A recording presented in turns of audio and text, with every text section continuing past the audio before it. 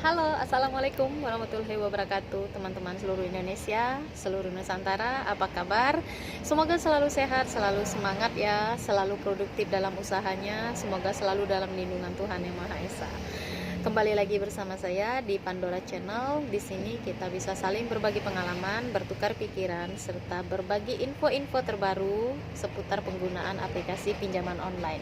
Baik itu yang dialami sendiri, dialami oleh teman-teman atau orang-orang terdekat, serta yang dialami oleh seluruh masyarakat Indonesia yang bisa kita angkat dari berbagai berita, serta yang berkomunikasi langsung kepada saya lewat media sosial. Dan terima kasih banyak buat teman-teman yang sudah support dan dukung channel saya, terutama buat teman-teman yang memang menunggu update-update terbaru dari video-video saya. Dan buat teman-teman yang belum support serta dukung, bisa langsung subscribe ya di bawah, dan jangan lupa tekan tanda loncengnya supaya kalian bisa mendapatkan notifikasi ketika saya mengupdate video terbaru. Oke, untuk kesempatan kali ini saya akan mengangkat sebuah kejadian yang baru-baru ini dialami atau baru-baru ini diangkat beritanya ke permukaan, yaitu tentang seorang guru honorer yang tinggal di Kota Semarang terlilit hutang di aplikasi pinjaman online itu sampai 106 juta. Wow. Wow ya, wow. Ada nggak teman-teman yang mengalami atau pernah mengalami menumpuk tagihan di aplikasi pinjaman online ini hingga ratusan juta?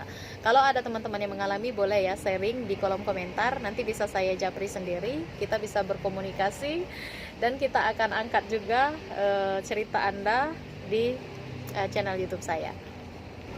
Ini kenapa ya kok bisa sampai 106 juta? Tentu ini ada ceritanya, ada awal mulanya. Nah, cerita dan awal mula inilah yang akan kita bahas, kita akan narasikan, kita akan angkat ceritanya sebagai referensi serta informasi yang akan saya bagi kepada teman-teman semua melalui konten video berikut ini. Diceritakan guru honorer ini, dia seorang wanita ya, memerlukan uang ini dengan nominal 5 juta rupiah. Jadi dia ini kayak sudah mau minta tolong sama siapa deh gitu, udah nggak punya jalan lain gitu, ketika ia membutuhkan uang dengan nominal 5 juta dan dia tidak memiliki teman serta kerabat yang bisa menolong situasi finansialnya yang sedang sulit. Kemudian dia pun melihat atau men-scroll handphonenya dan melihat penawaran iklan yang yang bunyinya begini: bisa pinjam dana hingga 8 juta rupiah.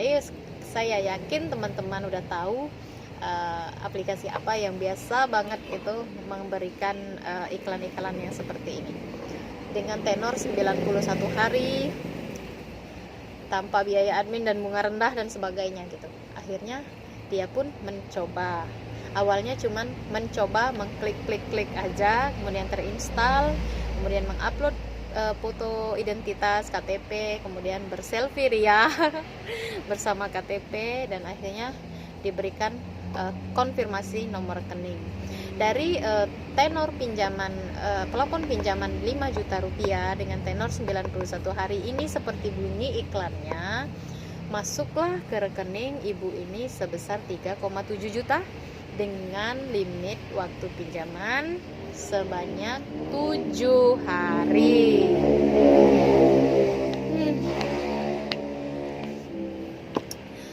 Kebayang gak sih? Kita pinjam 5 juta, dikasih 3,7, dikembalikan 7 hari. Lu sultan.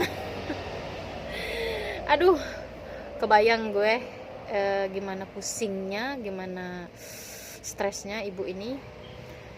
Kemudian ya karena dia merasa uang 3,7 juta itu tidak sesuai dengan apa yang ia harapkan. Kemudian uang 3,7 juta ini juga tidak mencukupi jumlah yang ia butuhkan. Dia kan butuhnya 5 juta nih, cuman yang masuk ke rekeningnya dia tuh cuman 3,7. Akhirnya dia pun berusaha untuk mencoba mengembalikan uang itu ke alamat si pengirim.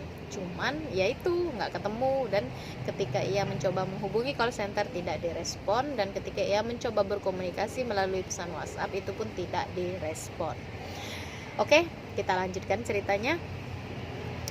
Akhirnya uang ini sama sekali tidak dipakai, tetap utuh 3,7 juta di rekeningnya dia. Kemudian di H-2 alias hari kelima ya, H-2 sebelum jatuh tempo, di hari kelima ia pun mulai mendapat pesan-pesan penagihan serta telepon-telepon yang menyatakan bahwasanya ibu ini akan mendapatkan kenaikan limit pinjaman apabila ia melakukan pembayaran sebelum jatuh tempo. Ya, jangankan untuk menambah limit lagi gitu kan, karena udah merasa ibu ini pengalaman pertama minjam 5 juta cair 3,7, gimana nanti kalau minjam lagi gitu kan, sementara uang yang kemarin juga belum dipakai karena memang tidak mencukupi kebutuhannya dia. Dan di hari H penagihan itu ia pun mulai diteror dengan cara akan diancam disebarkan data, akan diancam dihubungin semua kontak yang ada di handphonenya dia, karena kontak handphonenya dia itu sudah diakses oleh perusahaan. Dan pada mendekati jam kritis ya namanya, dia kan diberikan limit waktu oleh perusahaan itu harus membayar paling lambat di jam 12 gitu. Jadi ketika menjelang jam 12 sudah dikirimi narasi penagihan yang mencantumkan foto debitur ini. Dan kalian tahu foto seperti apa yang dicantumkan? Foto yang mereka akses dari perangkat galeri handphone ibu ini. Ibu ini kan menggunakan jilbab, kemudian fotonya itu mungkin ya yang tidak menggunakan jilbab. Jadi ibu ini pokoknya tidak pernah memberikan foto itu kepada perusahaan ketika pengajuan pinjaman. Dan mereka dengan lancangnya mengakses sampai ke galeri dan mengambil foto ibu ini untuk dijadikan bahan ataupun narasi penagihan. Ya, narasi penagihan kalau menurut saya itu sudah ancaman, karena yang akan mereka broadcast ke seluruh kontak ibu ini adalah narasi yang seperti itu, yang menyatakan bahwasanya ibu ini memang memiliki tagihan terhadap perusahaan mereka. Panik dan kalang kabut lah ibu ini, kalang kabut lah, pusing, stres dan tertekan. Secara mental dia udah down. Akhirnya ya mau tak maulah dia harus mengembalikan, daripada nanti dia akan malu, teman-teman serta kerabatnya akan tahu semua bahwasanya ia memiliki hutang di aplikasi pinjaman online jika ia tidak mengembalikan tepat waktu. Akhirnya ya jemari-jemarinya ini berkarya kembali membuka pinjaman baru di aplikasi yang lain untuk mencukupi jumlah uang 3,7 juta ini supaya pas jumlahnya dengan tagihan di aplikasi yang pertama. Akhirnya ia pun menggali di lubang yang baru. Yang ini lunas, lubang yang kedua terbuka. Begitulah seterusnya hingga pada akhirnya ia pun untuk menutup lubang kedua ini ia membutuhkan uang sekitar 2 juta, 3 juta gitu, dan pencairan berikutnya di aplikasi pinjaman online yang lain lagi ya. Ini tidak mencukupi, dia pun menggali 2 lubang baru untuk membayar di lubang aplikasi pinjaman online yang kedua, sehingga ia pun akhirnya terjebak di 2 aplikasi pinjaman online. Begitulah seterusnya, ia pun menggali lubang baru untuk menutup lubang yang lama, menggali lubang yang baru untuk menutup lubang yang lama, hingga akhirnya terjebak di total tagihan 106 juta rupiah. Saya nggak tahu juga ini sampai bisa 106 juta, apa ada ya uangnya itu yang dipakai untuk kebutuhan pribadi ibu ini atau enggak. Tapi yang jelas tagihan ini menumpuk hingga di 106 juta rupiah. Dan dia pun sudah sangat stres, sudah sangat tertekan dan mentalnya sudah breakdown. Dia pun pernah menyatakan bahwasanya dengan kondisi emosional yang ada sekarang, dengan kondisi stres berat yang ia alami, ia pun sempat ingin mengakhiri hidupnya. Gini nih puncaknya, puncak stres dalam berkecimpung di aplikasi pinjaman online ini seperti ini. reaksi dari emosional individu itu kan berbeda-beda. Ketika memang sudah sangat terdesak dengan kondisi yang ada seperti ibu ini, tentu puncak stres yang paling tinggi itu ialah dia merasa tidak berguna dan ia ingin mengakhiri hidupnya sendiri. Aduh, please deh. Makanya saya pun sebelum video ini saya pun mau upload video tentang kapan sih kalian harus memutuskan untuk gagal bayar, ketika apa gitu. Jangan sampai tagihan udah sangat menumpuk seperti ibu ini ya, jangan sampai. Jadi ketika memang kalian sudah tidak mampu lagi di 5 aplikasi, kemudian untuk menutup 5 aplikasi ini kalian harus membuka lubang lebih banyak lagi, misalnya di 7 atau 8 aplikasi, maka hentikanlah di detik itu. Jangan sampai kalian menggali lubang yang baru. It's okay, galbay semua di 5 aplikasi. Sudah, masalah malu itu tidak apa-apa, malu aja nggak apa-apa, paling cuma seminggu, 2 minggu, 3 minggu kok, nanti orang-orang juga udah lupa. Kayak saya aja ya, ketika mendapatkan kayak narasi penagihan itu, banyak banget teman-teman saya yang memang terlibat di aplikasi pinjaman online ini, dan saya hampir juga setiap hari mendapatkan narasi penagihan yang seperti ini dikirimkan secara broadcast ke seluruh kontak WA teman saya, kemudian masuk juga lah ke kontak WA saya abaikan aja itu, karena saya sudah tahu mekanisme dari penagihan aplikasi pinjaman online yang ilegal ini memang seperti itu. Dan saya pun tidak menyalahkan teman saya yang meminjam uang di aplikasi tersebut. Saya tidak pernah menyalahkan, karena apa? Ngapain lagi dibayar kalau memang kita sudah dipermalukan sedemikian rupa, data kita sudah disebar, kita sudah dipermalukan ke seluruh kontak yang ada di handphone kita.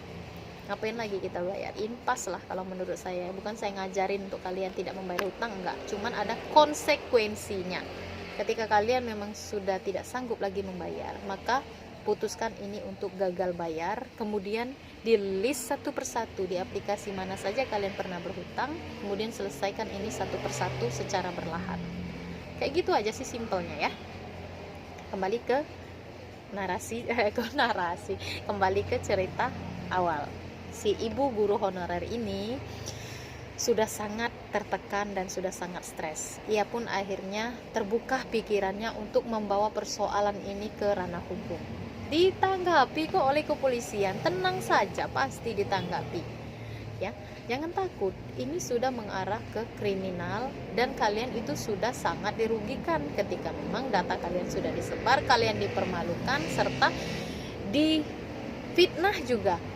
Sampai ada yang bikin narasi penagihan itu kayak open BO gitu. Aduh, itu please deh, itu sudah kriminal sekali. Kalau memang kalian menghadapi hal-hal yang seperti ini, kumpulkan saja alat buktinya, lengkapi saja setiap chat ataupun perkataan mereka melalui telepon itu direkam aja, jadikan sebagai alat bukti. Ini valid kok untuk dijadiin bahan untuk melaporkan perusahaan pinjaman online yang melakukan tindakan seperti ini ke kepolisian.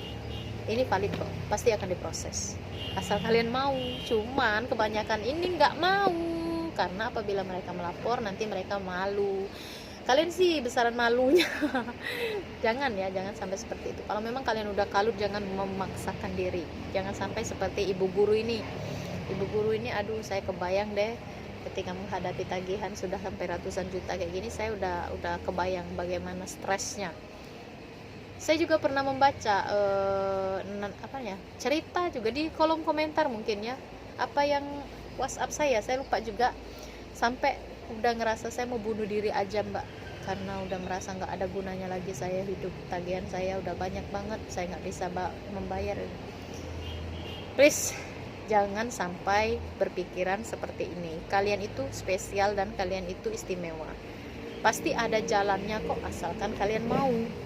Pasti itu ada jalannya ya. Jangan sampai berpikiran pendek, jangan sampai menyalahkan diri kalian sendiri. Berulang-ulang kali juga saya sampaikan bahwasanya yang menghadapi peristiwa ataupun kejadian yang seperti ini tidak hanya Anda seorang.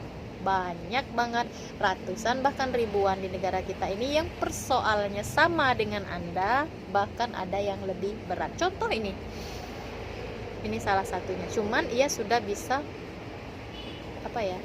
mengatasi persoalannya dengan cara melaporkan kondisi yang ia alami itu ke kepolisian, dan ini akan diproses. Oke teman-teman, buat yang masih sangat terjebak di aplikasi pinjaman online, putuskanlah sekarang kalian akan lanjut atau putuskan untuk gagal bayar.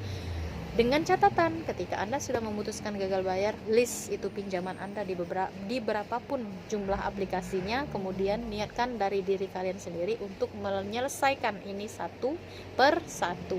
Nggak bisa kok ini diselesaikan secara instan untuk semuanya langsung clear, enggak.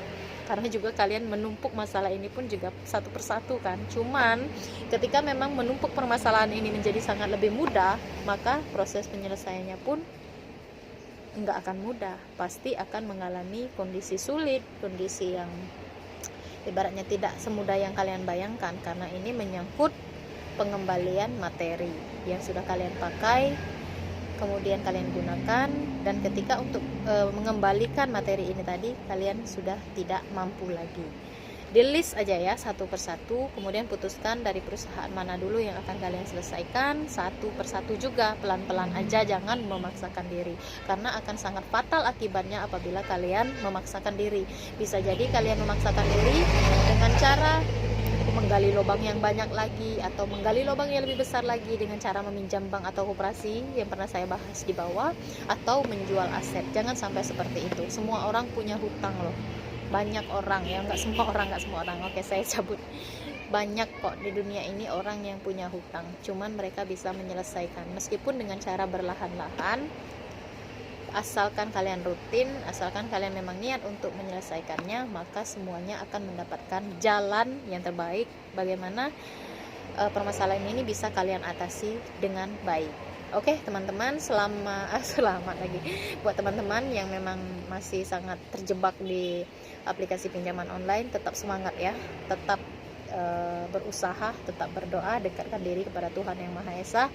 Saya juga berdoa semoga teman-teman seluruh Indonesia yang masih berkecimpung atau masih terlilit di dalam siklus lingkaran aplikasi pinjaman online ini, semoga diberikan jalan yang terbaik, semoga diberikan solusi yang terbaik untuk menyelesaikan masalah-masalah kalian. Semoga diberikan anugerah rezeki yang banyak serta kelancaran rezeki. Dan terima kasih buat teman-teman yang sudah nonton video saya, dan jangan lupa untuk subscribe ya buat yang belum subscribe, dan jangan lupa tekan tanda loncengnya karena saya akan usahakan sesering mungkin untuk mengupload video-video terbaru dengan pembahasan-pembahasan yang terbaru.